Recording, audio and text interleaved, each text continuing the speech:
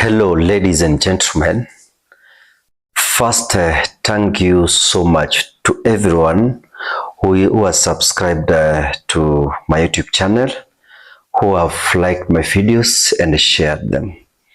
You are the real supporters of this platform, and if you haven't subscribed, kindly take a moment, hit the subscribe button right now, like this video and drop a comment. Also, make sure you check out at least one of our other videos. There is so much happening in this country and we are covering it all. Now, let's get into this trending story about Fred Matiang'i. We all understand that Fred Matiang'i quietly landed at JKIA yesterday evening.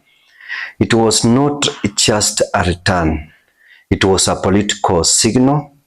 Many expected him to keep a low profile after his long silence abroad. But instead, he landed with a fire in his eyes, a confident walk, and crowds waiting to cheer him. The message was loud and clear. Matiang is back to play.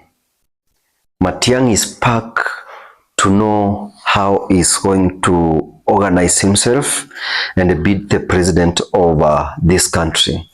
But the twist or the return comes at a time when President Ruto is already under pressure from multiple sides. The Gen Z led protests have shaken the country like never before. Ministries are trembling.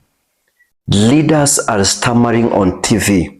And now, in the middle of all that chaos, Matiang'i steps in. He didn't need to say a word. His presence alone was enough to send waves through a political WhatsApp groups. But the twist here is this. Matiang'i is not a traditional crowd pleaser. He's not your typical rally guy. You understand him even when we have musicians in the campaigns and Matiang'i has been asked to dance. You have been making jokes about Matiang'i's moves, and this time I hope Matiang is going to be active in doing all these things, because people now are depending on him and he has got so many supporters. People remember Matiang as the man who delivered during the time of Uhuru Kenyatta in education, in security, in discipline, at a time when Kenyans are tired of a drama and excuses that recorded men just before what the people are looking for in this country. Now, let's talk about the current cracks in the government. Rigathi Gachagua is openly unhappy, and he has been exposing this government. All the secrets he knows about the Ruto, he has exposed them. And this clearly is positioning himself for power. Imagine a scenario where Rigathi Gachagua, fed up with President Ruto, now decides to back Fred Matiang'i as a compromise candidate, or even from a new alliance. What could shake things in a central Kenya and beyond? What if Matiang openly engages with Gen Z leaders, not just for optics, but to understand their needs, offer solutions, and involve them in the change? We've never seen a high-level politician directly talk to young protest leaders with respect. If Matiang does this, it might inspire massive support from youth, urban voters, and middle-class Kenyans. This is what we call a sleeping political giant. Meanwhile, President Ruto's team is under tension right now. Sources say that some top UDA figures are pushing for urgent meetings right now. They fear Matiangi might unite the discontent people from Mount Kenya to Western, from civil servants to jobless youths in this country. You know what that means politically. For the first time since 2022, President Ruto is looking over his shoulder. There are some leaders, when they heard that Matiang is coming in 2027, they say that Matiang is not a leader, and even if he goes home and try to fight for the MCA seat, he will not be voted.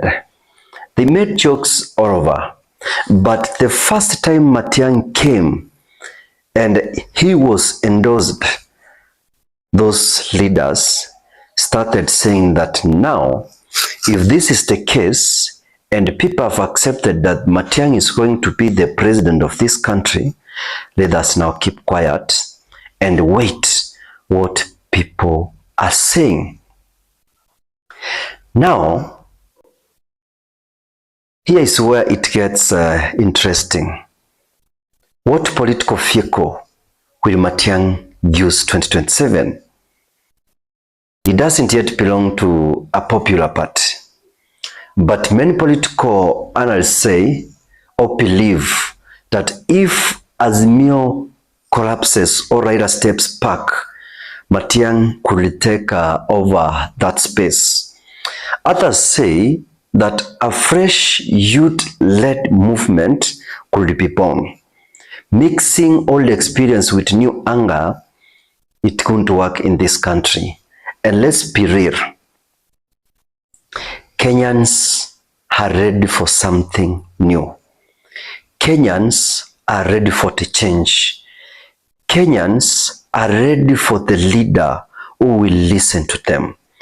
Kenyans are ready for anything so long as Matiang steps in and requires support from them. So, as we look at the coming weeks, watch three things closely.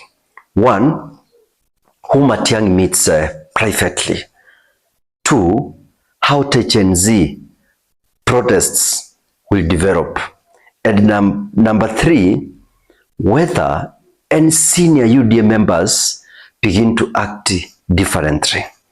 These small signs could tell us if Kenya is heading for a major political shift. Let's close with this question. Could Matiang become the surprise candidate in 2027? Could Matiang become the surprise candidate in 2027 elections? He has the record, he has the timing, and now he has the moment. Only time will tell. Please tell me what you think in the comment section. Do you believe Matiang can lead a new Kenya? Should he team up with the youth or play the old school game? I want to hear your thoughts in the comment section. Again, thank you for watching.